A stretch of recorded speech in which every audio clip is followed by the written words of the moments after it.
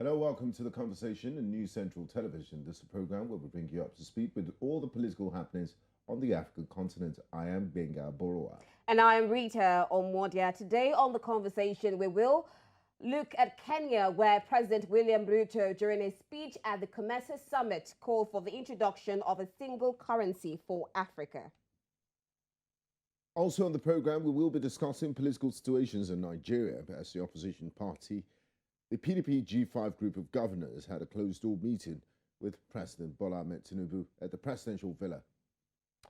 Definitely interesting conversations with the inauguration of Bola Ahmed Tinubu. We see a lot of allies, him supposedly trying to unite the country with the opposition parties. But at the same time, we know that they will also have their selfish interests. Exactly. But one thing you have to give it for the new president is his ability to consult widely. Because, I mean, in the past, it would be unheard of that, you know, a party, a governor, a president from a certain party will be meeting.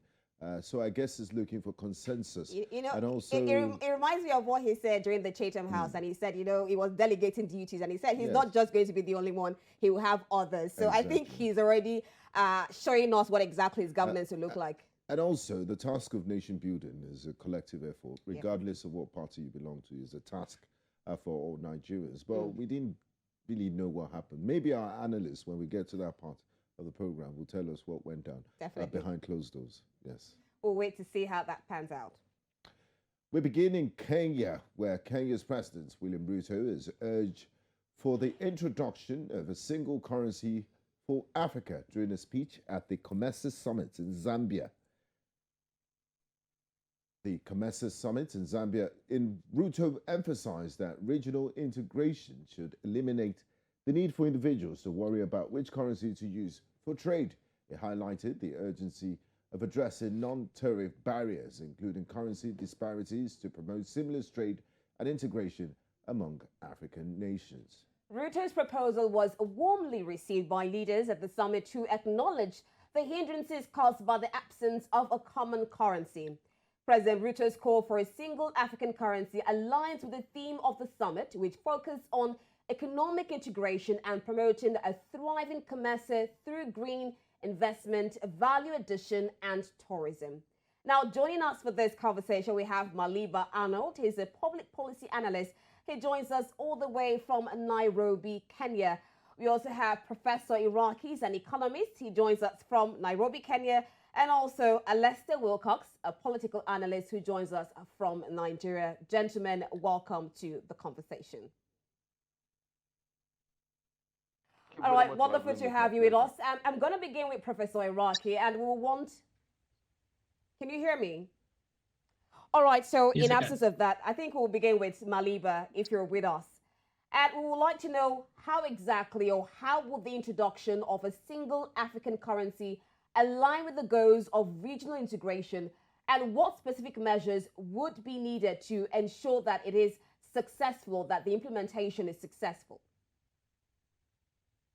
The problem of having a single currency, of course, is a trade barrier, or a barrier to trade, not just among the regional economic blocs or even the continental level. But then if you're going to set that up, there's so much to do before we get there. Having a currency in and of itself, even if it's just for a country, whether it's unitary or federal, you will need a strong central bank that can actually impose discipline over fiscal policies and such. So are we there yet as Africa? No. But is it a dream that we can achieve? Yes. So whereas that is a good aspiration, for the last about 60 years, Africa has been aspiring to be one. It's 60 years down the line, and the AU, as the successor to OAU, is so much of a talk show. And we as Africans, 52 countries and counting, could not even put up our own headquarters. There's so much to do going forward. So whereas it's a good aspiration, it's a good dream, I'd love to look at it from that particular point and not much more, because the regional economic blocs that eventually should help us realize a continental integration have not really fared well. Here in the East, we have got the East African Community, for example.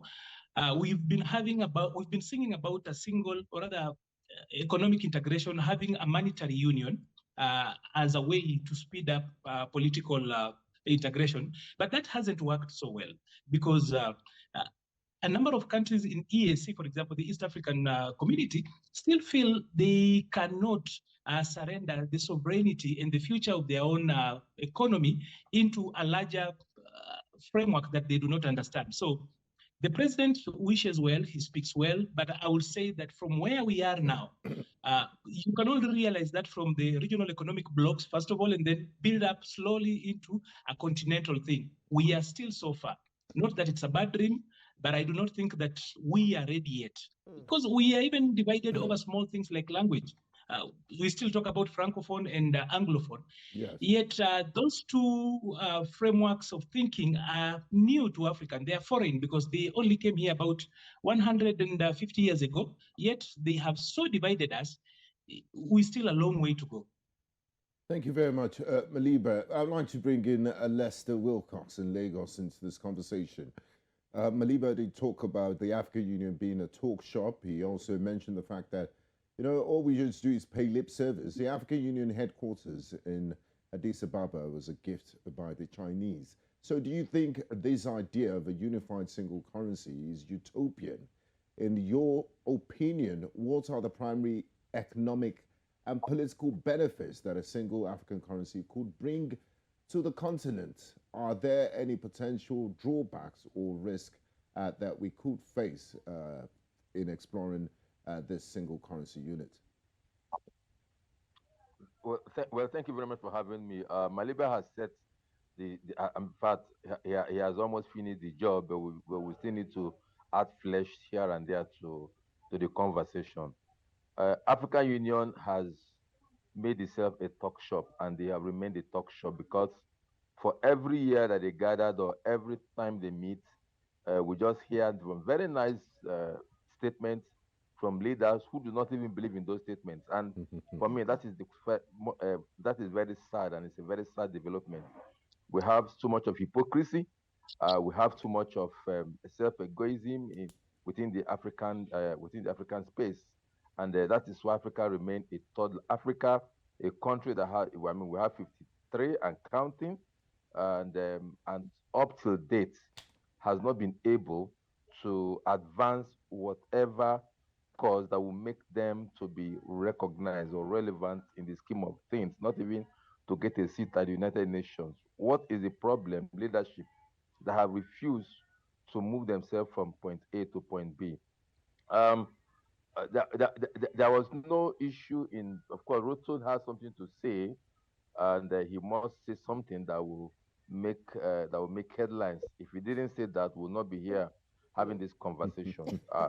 Just like my other colleagues, Maliba said, what has happened to the ECOWAS single currency program? I was one of those that wrote essays when the issue came up. I wrote an essay with the rest of the name, and in my essay I also suggested ECO, which they adopted, but I wasn't called to know if I was the winner of the essay or something. So where is it? What has happened to it? Years down the line, what has happened to it? Nothing. And then East African, West Africa has about 16 countries. I think East Africa, is it 6 or how many countries? We used to know 5, but when Angola and the Rwanda also, I mean, one other country decided to join East DRC recently joined the EAC. Yes. They grew up to 6 or 7. They are not more than 7. If the East African Union, East African Bloc, 7 countries cannot have a monetary union or integrated economy, then you are talking about 52 countries. I know the effort Gaddafi did in trying to create the United States of Africa, and that rumored is part of his death, because these are people, some of the very few leaders in Africa that really had Africa at their mind. Most of the leaders we have today is African by lip and European or Western by action, because every day they pack their loot, they are at the whims and caprice of the West and the other bodies, just for them to get their, to foster their corrupt enterprise. And this is, for me, very sad and very.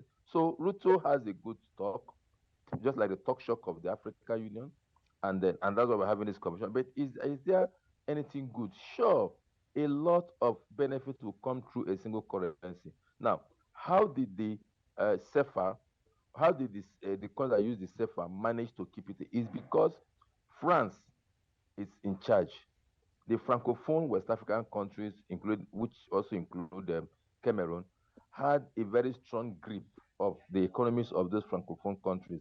And that is why they're able to keep their CFA and keep using their CFA as a single currency within that union. If you go to Benin, you go to Togo, you go to some other Francophone West African countries, you have the CFA working because France is in charge and the institution is strong because France is in charge. Transfer that institutional leadership or that framework to the Africans, they will mess it up because of greed, because of corruption, because of poor management and all whatnot. So it's a good thing because if it works for the Francophone countries, it will be better for the entire Africa. But with the current states, the current division, the current poor institutional framework and poor infrastructural development, it's a tall dream, and I don't see it anytime so soon. It's sad and quite unfortunate. Quite sad indeed. Lots of challenges to talk about institutional framework and the structure in Africa. Now, Maliba, you also talked about all of this, and given the diverse economic conditions and levels of development across Africa, I mean, we're in an era where we're trying to look for African solutions to African problems, while we're trying to look for an integrated Africa. We're trying to boost Africa's economy. What strategies or mechanisms can be put in place to address disparities and potential challenges that are associated with adopting a single currency and even boosting Africa's economy? You know, having a single currency in and of itself is actually quite beneficial to the African economy. One, by ensuring that our foreign debt is quite manageable. Because at the moment we borrow, we as Africans, of course, we really are addicted to borrowing, and we've been borrowing in foreign currencies, and sometimes we do not control inflation. So you would ask for probably 10 units of whatever you have borrowed. Way before you start repaying it, it's doubled up, it's gone quite high. So the one thing that a single currency will do for Africa, and we still are living in I have a dream kind of thinking, is that it will really help the foreign debt. It will make the foreign debt a little bit manageable. So let's start from the obvious things. Number one, we have got a shared geography. We live on Africa, a continent called Africa. It's the home of mankind, as you would want to look at it. But also we have got a shared history, because if you're going to look at whether you're talking about the Nilo-Bantu, or rather the Nilo-Saharan speaking people, the Atlantic Congo languages, the A and B, that is the Bantu, and then the other guys on the west, specifically the Yoruba, the Igbo, and the others. These languages have got something they share, and we speak to each other. So we have got a shared history. We've got a shared kinship. Those things can be built simply around opening up of borders, ease of movement from one country to another of both people and goods. That way before we speak about currencies, because I'll give you an example in the East. Ethiopia borders Kenya. But do you know that when you are in Addis Ababa, just across the border, you cannot use the Kenyan shilling in Addis Ababa. And if you were to walk in the streets of Nairobi with the birr, that is the Ethiopian currency, you will not get even a single place to exchange that.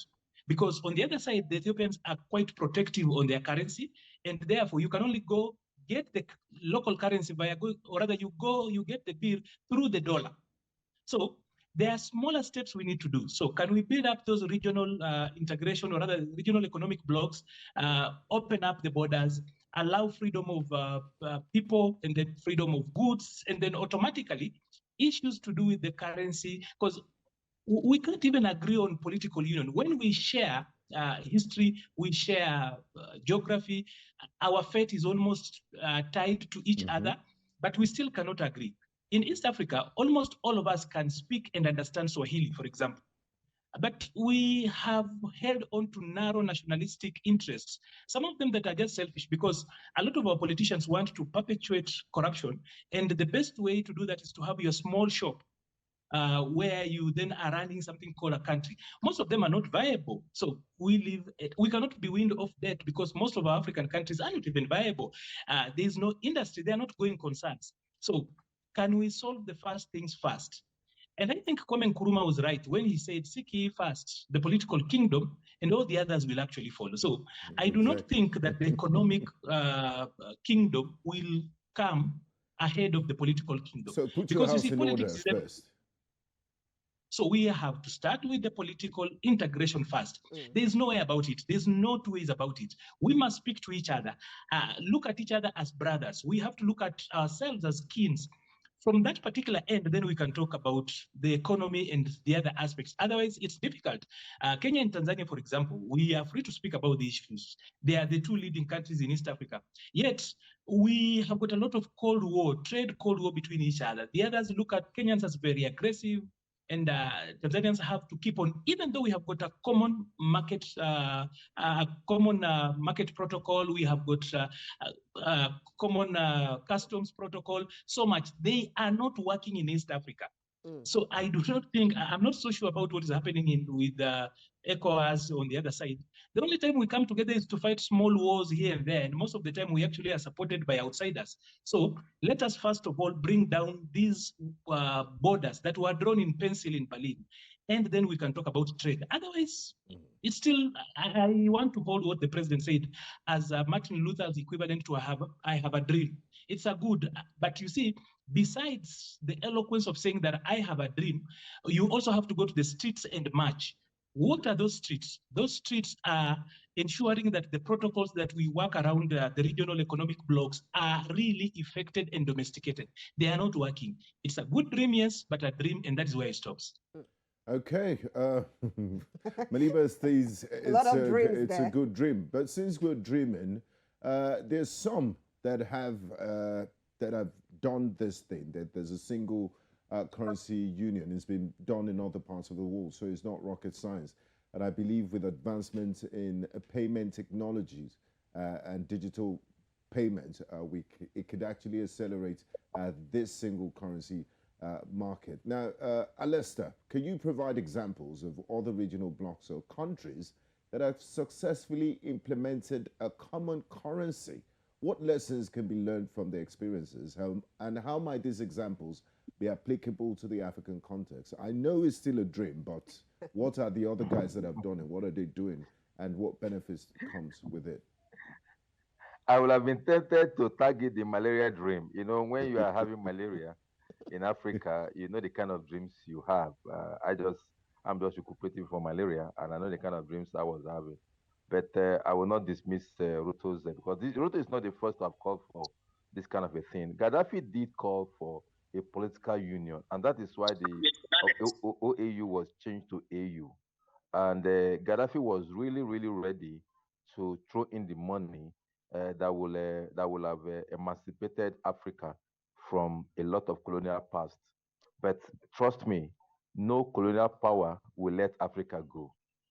Africa is, as it is today, is still on the drawing board of the colonial power. What happened in the Berlin Conference is still going on every day. And that's why I talked about the use of the CFA. France is in total control of the economy of Francophone West African countries. Total control. And that is why they cannot change that currency. And I think part of the reason why the ECO, that is the West African Single Monetary Union, is failing is because of it's because of France and the Francophone countries. The Anglophone countries, talking about Nigeria, Ghana, Sierra Leone, and Gambia, I'm sure they might have, in fact, they might be in one way a bit soft on that, on getting that currency through. But the Francophone will not, because France, the colonial powers, especially France, will not relinquish control of their territories in Africa. I understand that some time ago, President Macron touted that France will no longer have a given. Of course, that for me, it's also another dream, or just to satisfy some statements that will create conversation, because there is no way in this, even in this time, that other powers is looking for partnerships, is looking for control. For instance, the Soviet Union is looking for friends and for control in order to expand their own territorial for their own territorial expansion. China, you know what China is doing, trying to win over a lot of countries to their own side. So friends will never. So, but the countries that have done it successfully is the EU that has the euro, and of course it didn't come easy. When it came under the auspices of the European Union. Now, the European Union has existed, and they have drawn up a lot of protocols. They have drawn up a lot of political union. They have removed most of the borders. In Europe, they even have a single visa for almost all the countries. So talking about the Schengen visa. So they have broken down lots of barriers willingly on their own because they have strong institutions in terms of governance structure. They have strong institutions. Democracy holds sway. You don't perpetuate yourself in power, and that is why some of those Scandinavian countries could not feature in Europe, in the European Union, in the EU. For instance, countries like Belarus, Russia, they could not function in the EU because they do not have institutions that are acceptable, that have made a threshold in terms of democratic credentials to join the EU. So they didn't; those countries are not brought in. But the countries that have strong institutions in terms of democratic governance structure, we are all ready because they know it is not personal. Today, I cannot count how many times Italy changes government, and the state still runs. I cannot count. In the last 13 years of conservative governance in the UK, they have had how many prime ministers? Almost 5 prime ministers. And that shows how strong the institution is. So, and they just keep going on. So they are all willing to relinquish their personal sovereignty for the general good of the country. So that's why their own works, and they have signed those protocols. Africa, we don't even have entry up. Okay, apart from West Africa that has is a free entry and free exit, even with restriction, you just have 90 days. How many countries in Africa that it doesn't even have the policy on visa on arrival? You still need to go and, especially in North African countries, they see themselves as more of European than Africans. You still need to go and queue in the embassies to get visa to visit places like Egypt, places like even Kenya. I cannot fly from Nigeria to Kenya and get visa on arrival.